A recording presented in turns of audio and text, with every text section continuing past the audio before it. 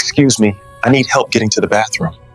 I need to use the bathroom. Absolutely not. Can you help me? Call your nurse. Her smile dropped like a stone in water.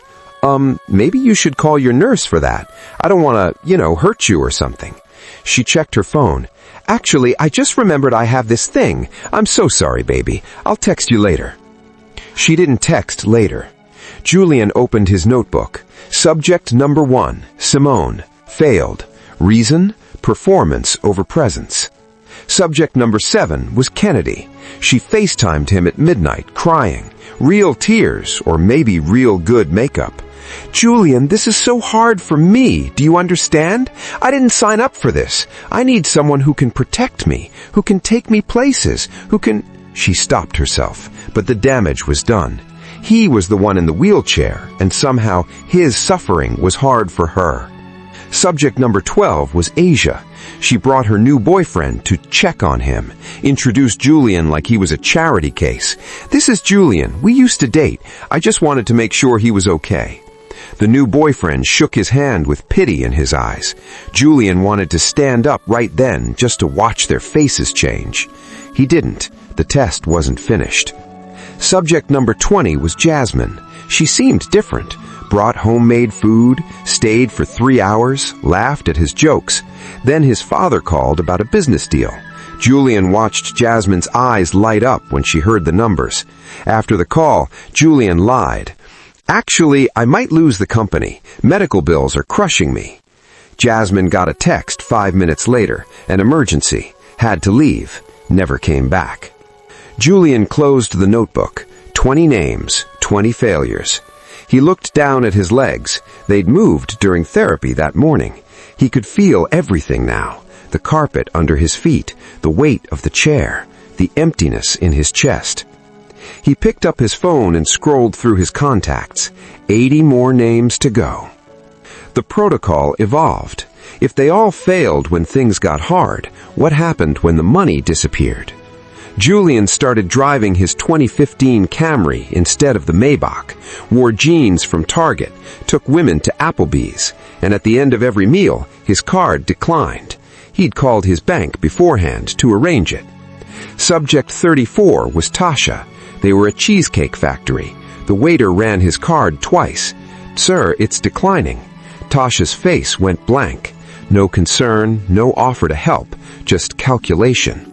"You know what?" she said, standing up. "I just remembered I have this thing. Early morning tomorrow." She grabbed her purse and walked out. Left him sitting there with the bill and the waiter's uncomfortable stare. Julian paid with a different card after she was gone. Subject 41 was Maya. Movies, a simple date. But people stared at the wheelchair. Maya kept walking faster in the lobby, creating distance between them. When he asked her to slow down, she whispered, "People are looking, Julian. It's embarrassing." Embarrassing. He was embarrassing. Subject number 47 was Brittany. She agreed to come to his house for a movie night. Julian mentioned he was restructuring finances because of medical bills. Not true, but he needed to know.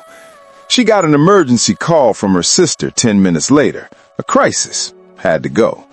Her Instagram story that night showed her at a club. By subject number 50, Julian wasn't even disappointed anymore. Just numb. Nicole sat across from him in his living room. They'd known each other since Morehouse. She'd been at his graduation, at his father's birthday party. She took his hand and looked him in the eyes. "Jules, I love you. I really do. But I love me more. And this," she gestured at the wheelchair, at him, at everything. "This isn't the life I planned." At least she was honest. Julian added her name to the list. 50 women, 50 failures. His father called that night. "Son, you're isolating. This isn't healthy. I'm sending someone to help around the house." Julian almost said no. Then he looked at the number at the bottom of his notebook. 50. 50 more, he muttered. "Then I'm done with all of this." The next phase was intimate. Julian needed to know if anyone would stay for the hard parts, the unglamorous parts, the parts that didn't look good on Instagram. He started asking women to help with basic tasks, medication reminders, helping him stretch his legs. He pretended he couldn't feel them. even though sensation had fully returned. Staying overnight when he had nightmares about the accident. Subject number 58 stayed over. At 3 a.m, Julian woke up screaming. The dream was always the same. Glass breaking, metal crunching, the moment of impact. He heard a voice in the bathroom talking on the phone. "Girl, yes, I'm literally babysitting right now. This is exhausting. I can't do this anymore." She didn't know he could hear her through the door. She was gone by sunrise. Subject number 67 agreed to help him with physical therapy exercises at home, simple stretches. But when he needed help changing his shirt afterward, she looked disgusted. "Can't your nurse do this?" He didn't have a nurse. Subject number 73 seemed different. She stayed the whole night, made breakfast, kissed him goodbye. Julian felt hope for the first time in weeks. Then he noticed his Rolex was missing from the nightstand, the one his grandfather gave him. She'd stolen it. Subject number 85 said she'd pray for him, posted about it on Facebook, praying for a friend going through hard times. But when he called her after a particularly difficult doctor's appointment, staged, but she didn't know that, she didn't answer, didn't call back. Subject number 91 was honest, at least. "You're not the man I fell for anymore, Julian." He thought, good, because that man was fake, just like you. By subject number 90, his journal entries got shorter, more clinical. No more detailed notes about what they said or did, just failed, failed, failed. It was 2 a.m. when he closed his laptop after subject number 99, Michelle. She'd lasted 4 days before saying she couldn't handle the pressure. Julian sat alone in his mansion, 12,000 square feet, and every inch of it empty. He could walk now, fully. His therapist had confirmed it yesterday. 3 months of healing, 3 months of testing, 3 months of hoping. 99 women, not one stayed. His phone buzzed. Text from his father. "Her name is Nia. She starts tomorrow. Please, son, give her a chance." Julian typed back, "One more. Subject number 100. Then I'm done with all of this." He stared at his legs in the darkness. They worked perfectly. But what was the point of walking if there was no one real to walk toward? Nia arrived 20 minutes early. Julian watched from the window as she got out of an old Honda Civic, the kind with a check engine light that had probably been on for years. She wore a uniform that had been washed so many times the blue had faded to gray. No designer bag, no iPhone, and a jeweled case. Just a woman who needed a job. Miss Hattie, the head housekeeper, made the introduction. "Mr. Sterling, this is Nia. She's here to help with the house." Miss Hattie gave him a look. "Not you, the house. You're just someone who lives here." Nia nodded politely, didn't ask for a tour of the mansion, didn't take pictures, didn't comment on the chandelier or the marble or the view. She just looked around, spotted a cobweb in the corner, and went to get cleaning supplies. Julian rolled his wheelchair closer. Time for the first test. He reached for a glass of water on the table and accidentally knocked it over. Water everywhere. The other 99 women had reactions: frustration, performance, dramatic cleaning. Nia just grabbed paper towels from the kitchen. "Happens," she said, her voice calm. "I got 3 little cousins. I've cleaned up worse." No eye roll, no sigh, just action. Julian watched her work throughout the day. She hummed while she cleaned. Old songs, gospel songs, the kind his grandmother used to sing. She didn't check a phone every 5 minutes, didn't take selfies in the fancy rooms, just worked. At the end of the day, she was leaving when Julian asked the question, the same question he'd asked 99 times before.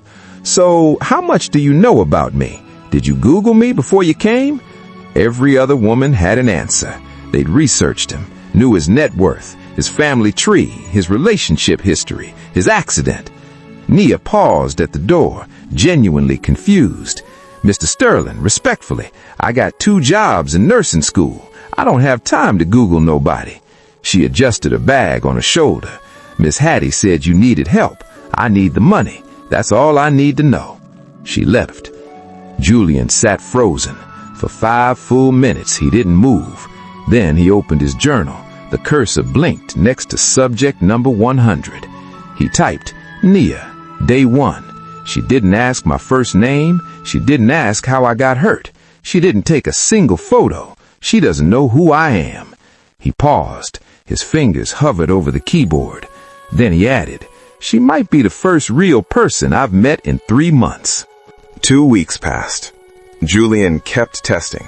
He made impossible requests, needed things at odd hours, asked her to reorganize entire rooms, changed his mind about meals after she'd already prepared them.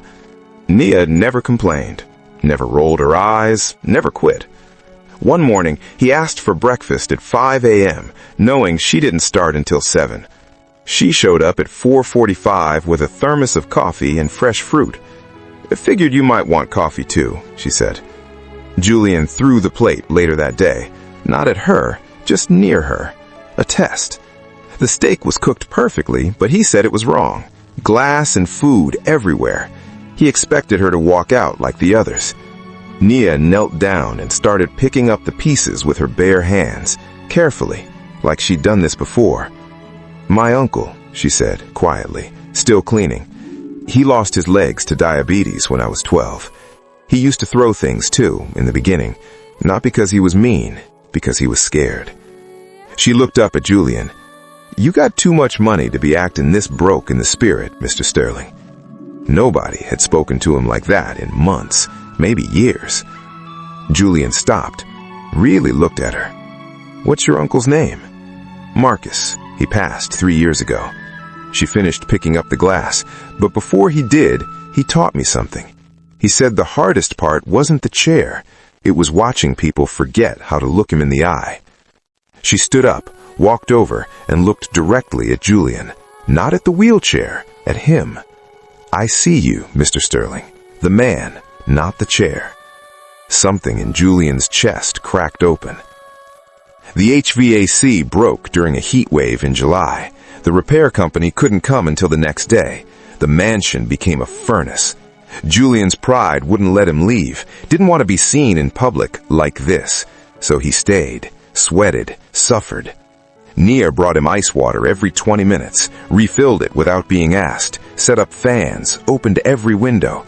By hour 3, they were both sitting on the floor of the coolest room, backs against the wall, not talking, just existing in the heat together. Why are you still here? Julian asked. You could go home, come back when it's fixed. Nia wiped sweat from her forehead. Could, but then you'd be alone.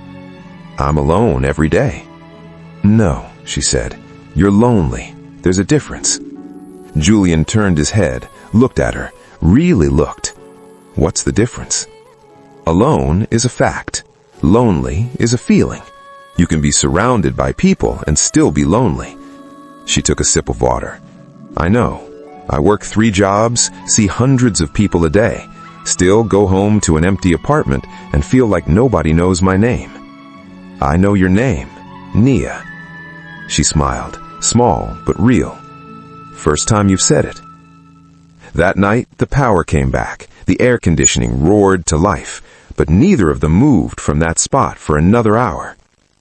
They were in the library when Julian asked the question he shouldn't. Why are you here? Really? You're smart? You're studying nursing? You could work anywhere. Why here? Nia stopped dusting, looked at the books she'd never have time to read. Do you want the real answer? Yes. Because everywhere else, I'm invisible. I'm the help, the background, the person you don't remember. She turned to face him. Here, at least I know where I stand. You don't pretend to care, you don't perform. You're just real, even when you're angry. Julian felt something shift. Sit down. Sir? Sit down, please. Tell me about your grandmother. Nia hesitated, then sat, not on the floor, in the chair across from him. Why do you want to know? Because in 2 weeks, you're the only person who's talked to me like a person, not a project, not a pity case, not a story to tell at brunch. Julian leaned forward. So sit, talk to me, like I'm real, too. Nia sat back in the chair, and for the first time since she'd started, she talked. About her grandmother's diabetes, about the insulin costs, about nursing school, about the dream of opening a clinic in her neighborhood someday. Julian listened, really listened, and somewhere in that conversation, subject 100 became just Nia, and the test became something else entirely.